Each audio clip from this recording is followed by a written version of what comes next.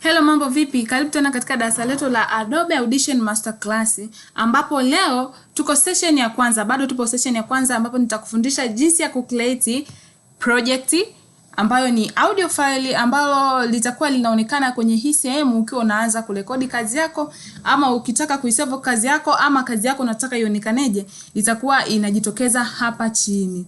Kwanza kabisa utaenda kwenye hii sehemu iliyoandikwa file, hapa utaclick hii sehemu, then utakuja moja kwa moja kwenye audio file hapa. Utaclick, then utakuja hapa ili uandike au file lako unataka lionekaneje.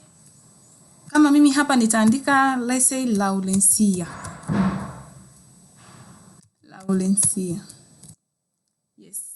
Nikishamaliza hapa, hivi vitu vingine viko complete, vinatakiwa vikae kama hivyo.